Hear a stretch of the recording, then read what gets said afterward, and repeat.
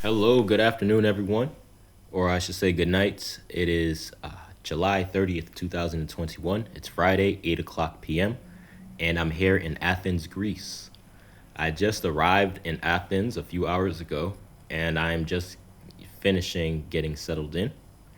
I have some trades that I had placed for the past couple of days, and I would just like to follow up with everyone on these trade setups and to highlight my exact reason why I took the trades and what I suspect moving forward.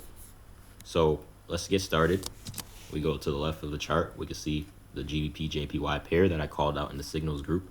I did say that I foresee that it is bearish, and I didn't post a signal this morning because I was traveling and I did not have the focus to be able to open my laptop and to do all of that. But I did take trades prior to leaving, and this is just the follow up. This is just the update of those trades.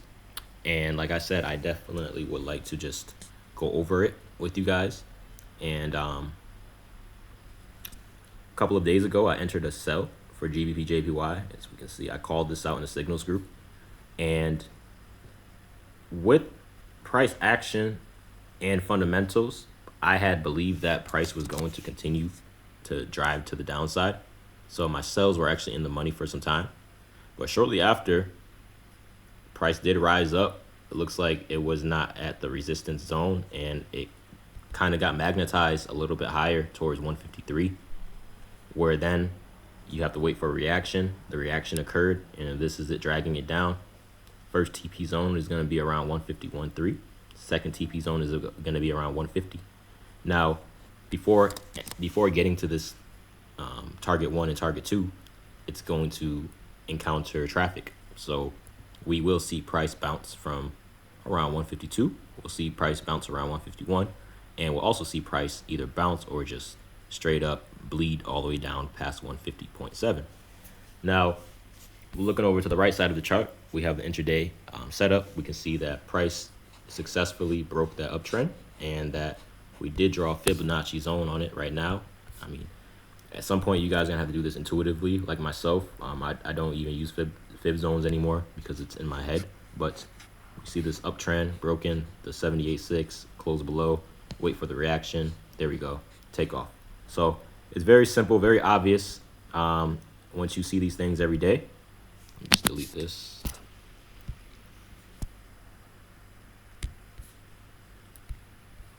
Yeah, once you see these patterns, these setups, the way the price moves every single day, you become proficient at reading it. That's what I'm going to try to get you guys to do, is to be able to read the markets instead of trying to be.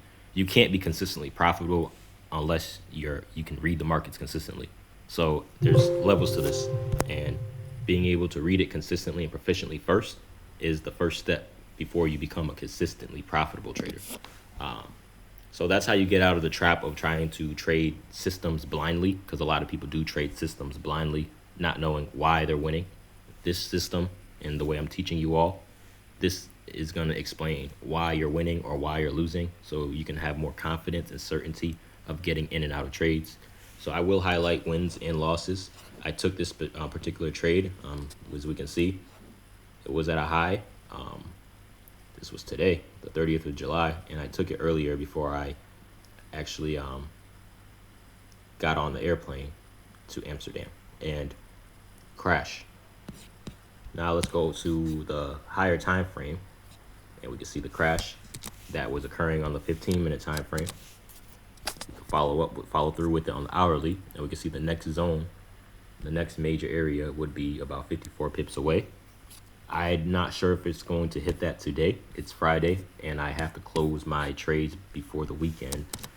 I'm trading institutionally for this particular broker, and one of the rules is for me to close out my positions before the weekend. But I have another broker and other brokers that I do hold positions. So if I were to hold this position, if you got in the trade earlier today and you have a wide enough stop, that's all up to you. I would definitely hold this at least for the next 1 to 200 pips towards the downside. Go over to the 15 minutes so we can see a clearer visual of where it should crash. So 1 to 200 pips. 100 pips, we can see it's going to crash around that zone, around 151. And then 200 pips away, it's going to crash. And I'm looking for it to crash into there for continuation down. But if it doesn't crash into 150, then it'll most likely rebound back on its way up. And I'll be looking for longs around that zone. So that's my analysis for right now. I am in the money. I mean, we can see the trades right now. It's pretty obvious. There's a sell at the top, and it's currently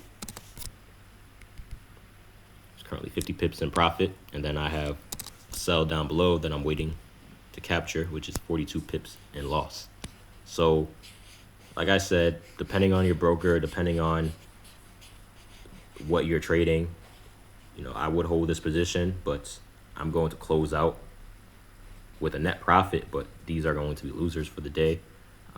They were earlier trades, like I said, but I'm going to close everything out before the weekend, and then on Sunday I'll be looking for entries towards the downside, and we can see Sunday set up. So no surprises if market does go crashing down and melting next week.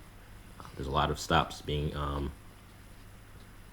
pending right now, and we just have to be patient and wait for the setups to occur, but definitely be a part of the setups that are happening, and don't wait for it to happen to partake in it, because this is too late. Guys that are looking for longs right now, you're late to the game. You should have been looking for longs down here. So it's the same thing's going to happen up here. People looking for shorts down here, it's going to be too late. And you can see my whole entire setup. It's already ready to go for the next week. All right, everyone. I'll follow up with you all on Sunday, and have a great weekend.